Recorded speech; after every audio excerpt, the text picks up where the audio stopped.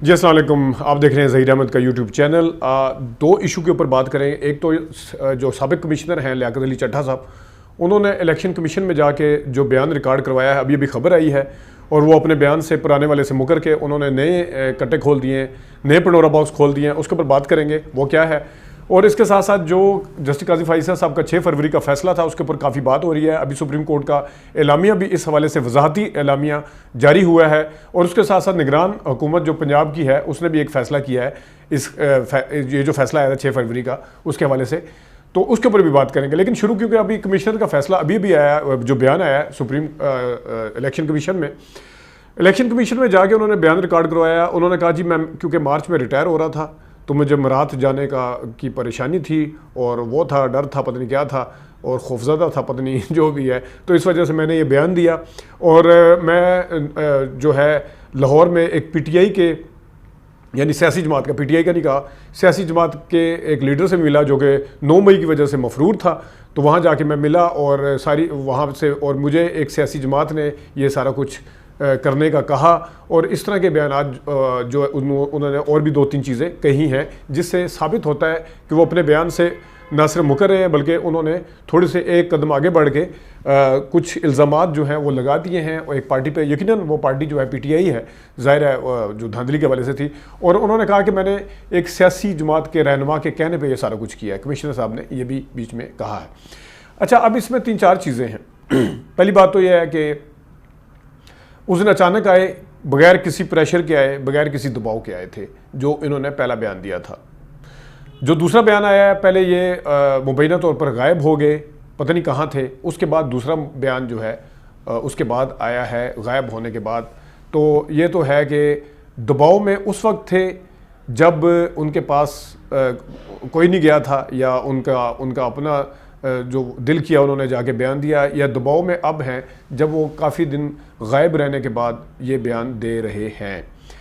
دوسری بات، جن سیاسی جماعت کے اوپر وہ الزام لگا رہے ہیں، کیونکہ معاملہ سیریس نوعیت کا ہے، تو کم از کم اس سیاسی شخصیت کو سامنے ان کا نام لینا چاہیے، ان سے بھی انویسٹیگیشن کرنی چاہیے، اور ان سے پوچھنا چاہیے کہ وہ سیاسی شخصیت کون ہے۔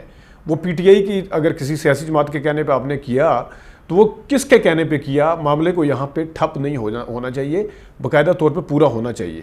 اگر یہ معاملہ یہیں پہ ٹھپ ہو جاتا ہے اور آگے نہیں جاتا تو اس کا مطلب ہے کہ دال میں کچھ کالا ہے، اور یہیں پہ ٹھپ کرنے کا یہی مطلب ہے۔ ظاہر ہے وہ سیریس نوعیت کے الزامات ہیں، تو پھر تو اس کے اوپر بہت زبردست قسم کی تحقیقات ہونی چاہیے۔ اگر وہ شخصیت سامنے آ جاتی جن کا ان سے رابطہ ہوا تھا، پھر تو یہ دھاندلی والا جو بیانیہ پی ٹی آئی لے کے آ رہی ہے تو ختم ہی ہو جائے گا، اس کے حوالے سے تو پھر یہ اڑ جائے گا۔ تو ایک یہ معاملہ ہے۔ تیسرا، جب انہوں نے الزام لگایا تھا، ایک دم سے نگران حکومت نے بھی اور نون لیگ نے ان کو ذہنی طور پر مفلوج قرار دے دیا تھا، ذہنی توازن ان کا ٹھیک نہیں تھا اور پاگل قرار دے دیا تھا۔ تو اب اس بیان کے بعد کیا ان کا وہی والا خیال ہے، یا اپنے خیال سے اب پیچھے ہٹ گئے ہیں؟ نہیں، معاملہ اب ٹھیک ہو گیا، کیونکہ اس وقت بھی ان کے بیانات کی تحقیقات کرنے کا حکم نہیں دیا گیا تھا، اور کمیٹی جو بنی تھی وہ بھی جانبدار تھی، کیونکہ اس کا مینڈیٹ صرف یہ تھا کہ انہوں نے بہوش و حواس یہ بیان دیا ہے، کیوں دیا؟ یہ نہیں دیکھا کہ وہ جو الزام لگا رہے ہیں اس کے اوپر تحقیقات کی جائیں، اس کے حوالے سے کچھ پوچھا جائے۔ تو ظاہر ہے پھر اس کے بعد انہیں اٹھا لیا گیا یا غائب کیا گیا، جہاں پہ بھی لے جایا گیا، اس کے بعد آیا۔ تو اب دونوں بیانات کی جو نوعیت ہے، جو ماحول ہے، جو حالات ہیں، وہ میں نے آپ کے سامنے رکھ دی ہیں۔ اب اس کے اوپر مزید تحقیقات ہونی چاہیے، وہ شخصیت کون تھی، کس کے کہنے کے اوپر کیا، اور یہ تو بیانیہ 1 منٹ میں پی ٹی آئی کا اڑا کے رکھ سکتے ہیں۔ اگر معاملہ، میں اگین کہوں گا، مزید تحقیقات ہوتی ہے، پھر سمجھ لیں کہ یہ دوسرے والا بیان ٹھیک ہے، الیکشن کمشنر جو چیف کمشنر راولپنڈی کا، لیاقت علی چٹھا صاحب کا، اور اگر وہ نہیں ہوتے، معاملہ یہیں پہ ٹھپ ہو جاتا ہے، تو پھر اس کا مطلب یہ ہے کہ دوسرے والا بیان ٹھیک نہیں ہے، پہلے والے بیان کو ہی ٹھیک مانا جائے گا یا سمجھا جائے گا۔ تو یہ تو ایک بات ہے۔ اب آتے ہیں دوسرے ایشو کی طرف، جو کہ سپریم کورٹ نے ایک فیصلہ سنایا تھا، جس کے حوالے سے چیف جسٹس قاضی فائز صاحب کے اوپر تنقید ہوئی، جس میں پھر جمعیت علماء اسلام، جماعت اسلامی اور کئی جو ایسے صحافی ہیں انہوں نے بھی بیچ میں اپنا حصہ ڈالا اور تنقید شروع ہو گئی۔ اس حوالے سے بڑی اہم بات ہوئی ہے میری فرید پراچا صاحب سے۔ اس پہ جانے سے پہلے میں آپ کو ایک چیز یہ بھی بتا دوں کہ سپریم کورٹ نے ایک اعلامیہ جاری کیا، اس میں سارا ختم نبوت کے حوالے سے بھی انہوں نے بتایا، اس کے اوپر ایمان اور یقین کا بتایا، اور دوسرے معاملات بھی۔ آج وہ اعلامیہ جاری ہوا ہے۔ دوسرا ابھی تھوڑی دیر پہلے یہ خبر چلی ہے کہ نگران حکومت پنجاب نے اس جو سپریم کورٹ کا فیصلہ اس کو ریویو کرنے کا، دوبارہ سے نظر ثانی کرنے کا اس کو فیصلہ کیا ہے. تو اس میں اب سوال یہ اٹھتا ہے کہ اگر فیصلے کے اوپر تنقید نہیں ہو رہی تھی یا اس طرح کا معاملہ ٹھیک تھا، سارا کچھ ٹھیک تھا، تو یہ فیصلہ کیا نگران حکومت نے رد عمل آنے کے بعد کیا یا پہلے سے خود کیا تھا؟ کیونکہ رد عمل آنے کے بعد ہی 6 فروری کا فیصلہ تھا، تو اس سے پہلے کیوں یہ رد عمل سے آنے سے پہلے یہ فیصلہ کیوں نہیں کیا گیا کہ اس کی ریویو اس میں جایا جائے؟ ایک تو یہ بھی معاملہ ہے. دوسرا مذہب کارڈ کا استعمال ہوتا ہے پاکستان کے اندر، اور بڑی شدید نوعیت کا ہوتا ہے کہ اس سے ذاتی پرکاش اور رنجش ختم کرنے کے حوالے سے جو کچھ کہا جاتا ہے وہ بڑی خوبصورتی کے ساتھ کسی کے حوالے سے اس کسی پہ الزام لگا دیا جاتا ہے اور اس کو نقصان بھی پہنچایا جاتا ہے.